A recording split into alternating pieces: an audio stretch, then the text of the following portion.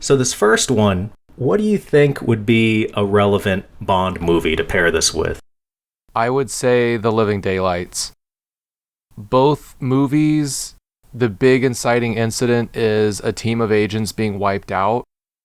In terms of double crosses and twists and turns, I think The Living Daylights does have some of the most of the Bond series. So I feel like it also keeps you guessing with who's the good guy, who's the bad guy, just like with this first Mission Impossible. Well, since Daylights is my favorite Bond movie, I am required not to disagree with you on any of your points. I was thinking along the same lines, but I went with From Russia with Love because they're both very grounded movies compared to the rest of the series. This is definitely the most grounded by far of the Mission Impossible movies. What's the closest Bond film equivalent to Mission Impossible 2? Die Another Day. I feel like Die Another Day would be if I wanted to insult this movie, but I want to celebrate it. No. I'm going to say Tomorrow Never Dies. How dare you?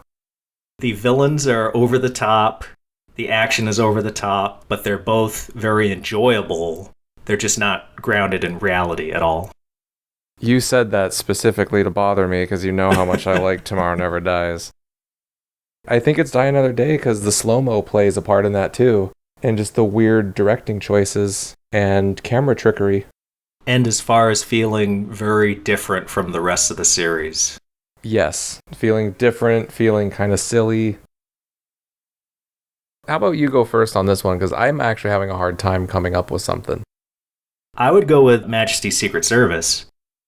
That's what I wanted to say. It's his wife. Only for that reason. But on a deeper level, it's him actually interacting more with a female love interest that is more than just, oh, I'm going to bang you and then you're going to die. He really thinks about the relationship with her, and we see that domestic side of him come out as much as possible in a Bond movie. So that's why I kind of liken it to this third movie. I think I'd agree with you on that one, because the relationship is a pretty big part of it. I almost want to say The Living Daylights again. Ooh, why?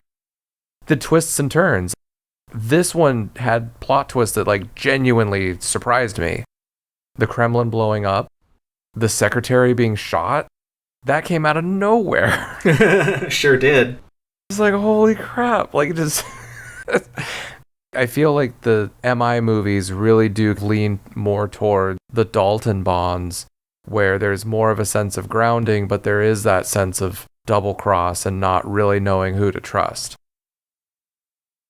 I would say Casino Royale, because they both reinvigorated their franchises.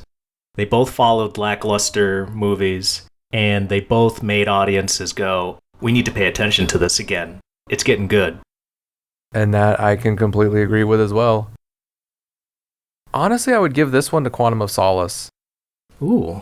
Is it all the opera stuff? It's the opera stuff, but Quantum was also that shadow organization that just had their fingers in all these pies. I would go with Spectre, because Solomon Lane is to Mission what Blofeld is to Bond. And at least they didn't make Solomon Lane a relative. Yes. What's the closest Bond film equivalent to this? I feel like we've been doing the Craig movies a lot, but I'm going to give this one to Skyfall. Because there are times where he feels very ahead of the curve as opposed to Ethan.